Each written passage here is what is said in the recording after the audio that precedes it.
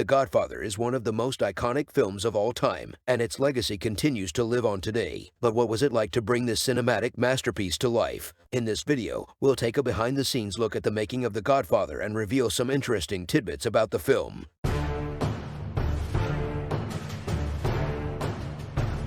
Despite its status as a Hollywood masterpiece that set a standard for all movies going forward, at the time the production of The Godfather was not without its challenges. The filmmakers faced opposition from the very subject matter they were portraying, organized crime. According to reports, the Mafia was concerned about the film's depiction of their world and tried to prevent it from being made, along with threats from the Italian-American League, who protested the negative depiction of Italians in film.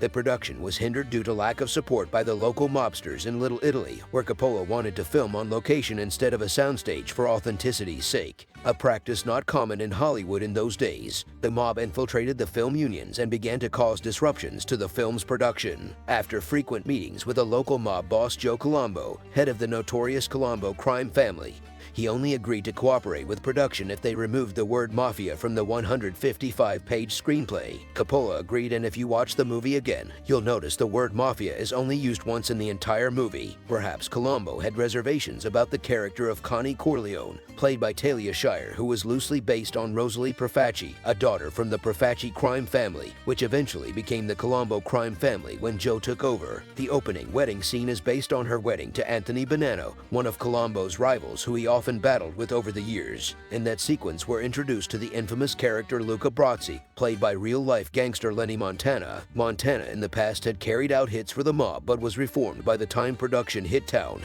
and was nervous about his first attempt at acting. The scene where Brasi is rehearsing what he's going to say to Vito Corleone is actually Montana rehearsing his lines for the movie. Coppola found it amusing and turned on the camera and filmed him without him knowing, and included it in the final cut. Also, the character of Johnny Fontaine was rumored to be based on a mixture of various popular Italian singers of the era, most notably Frank Sinatra. This was denied by Mario Puzo, but when Sinatra attempted to sue Puzo, he refused to turn over his original manuscripts and notes for the character of Johnny Fontaine. Puzo did admit he based most of the character on Al Martino, who appears in the movie. The story in the movie about Fontaine getting beaten for causing problems at a mob nightclub was based on an actual experience by Martino. In the end, the money paid by the production to local businesses for using their locations was funneled to the Mafia anyways, so in a roundabout way a movie about the Mafia directly benefited them. After all that protesting and friction, a real-life mob war broke out while the production was still shooting in NYC, and an assassination attempt on Joe Colombo put him in a coma, which he eventually died from. The media questioned afterwards if his involvement with the production contributed to this war. Despite these obstacles, this added an additional layer of drama and tension to the film's production, making the final product all the more impressive. The Godfather is a film that is rich in symbolism and motifs, which help to deepen the themes and characters in the film. One of the most notable symbols in the film is the orange, which is often used to represent death. Throughout the film, oranges appear in scenes where characters are about to be killed or where death is imminent. For example, there's a bowl of oranges in front of Jack Woltz, who later finds a horse's head in his bed. Or when Vito is shot, he drops a bag of oranges which spill into the street. Or when the five families meet, oranges are on the table. When Vito dies at the end, he has an orange rind in his mouth. During the period of the story, things like oranges were uncommon and considered a luxury and seasonal in cold climates, and access to them was scarce in parts of North America. The fact they show up so often throughout the film is strange and almost out of place. Production designer Dean Tavoularis stated that this was not intentional. He simply wanted to add some color to the production, which relied heavily on sepia tones and a brown-gray color palette, lots of which was due to Gordon Willis' cinematography. But we'll get to that later. In addition to the orange, the film also uses other motifs, such as the use of light and dark imagery, which helps to convey the film's themes of morality and power. For example, in scenes where Michael is making moral compromises or engaging in criminal acts, the lighting is often dark and ominous, emphasizing the darkness that is taking hold of his soul. These elements have been imitated in other films, but the symbolism and motifs in The Godfather remain some of the most memorable and impactful in the history of cinema. This brings us to the point of the cinematography. It's been established that The Godfather is one of the best examples of cinematography in cinematic history, and Gordon Willis is considered one of the best cinematographers ever, or rather the best American one besides Greg Toland. who shot Citizen Kane, which is universally voted the best-looking movie ever made. But at the time, Paramount Pictures executives weren't too thrilled with the stylistic decisions made by Coppola and Willis. Gordon Willis cited Rembrandt as an inspiration and used innovative techniques to create a unique visual style that helped to elevate the film and make it stand out from other productions of its time, often being compared to the paintings. One of Willis's key contributions was his use of high-contrast shadow and darkness, which helped to convey the film's themes of power, betrayal, and corruption. The cinematography in The Godfather creates a sense of tension and unease, reflecting the mood and atmosphere of the film's characters and storylines. However, some critics argued that Willis' heavy use of darkness made it difficult to follow the action and understand the film's plot. Willis's work was also notable for its use of light and color, which helped to create a sense of depth and dimensionality. For example, the film's iconic opening scene is shot in a warm, golden light, which sets the tone for the rest of the film and introduces the audience to the world of the Corleones. However, at the time, the studio wanted to fire Gordon Willis as they felt the movie wouldn't be able to be projected at drive-ins, which was dwindling in revenue at the time. Coppola and producers went to bat for Willis and fought to keep him on, noting that drive-ins were a dying fad and that Willis' style would set a new standard.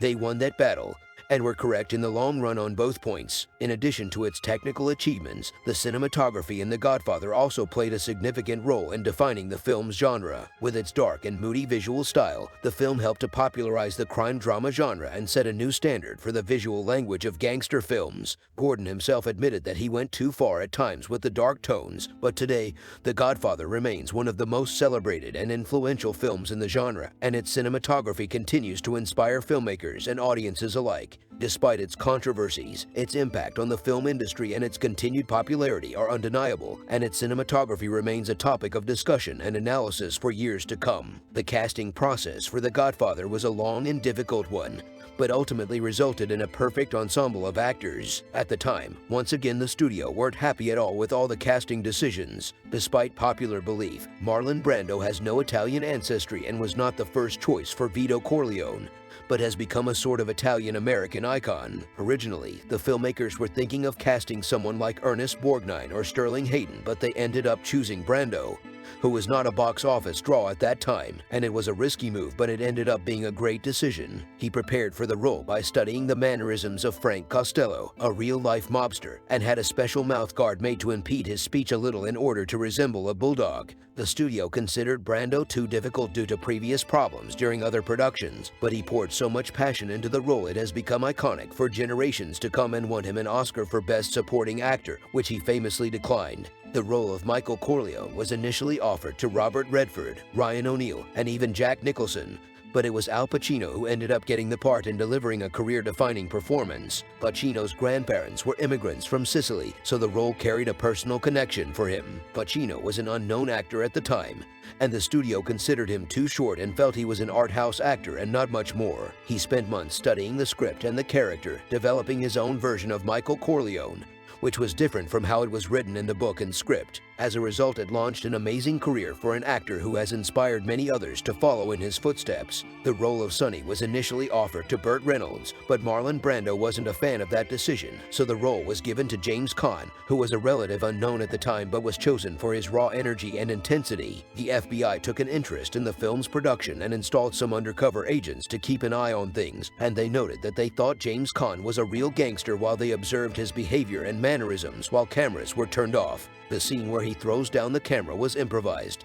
and the other actor's frightened reaction is genuine. Francis Ford Coppola early on got all the actors together for a family dinner where they could improvise some lines. When he saw that the actors didn't break character once, he knew he had a winning combo and knew he had something to fight the studio for. So there you have it, a small but fascinating look into the production of a modern American cinematic achievement and globally recognized as one of the greatest movies ever made. It didn't go without its challenges during production, but perhaps that antagonism helped contribute to the final product. It launched the careers of Coppola, Pacino, James Caan, and Diane Keaton and became a benchmark for cinema in the 70s. Thanks for watching. Also check out our links in the description and pinned comment for our physical media store where you can purchase things like movies, comics, and other collectibles. If you liked this video, please consider liking, sharing, and subscribing so you don't miss another interesting look into cinematic classics. Until then, Film Dweeb out.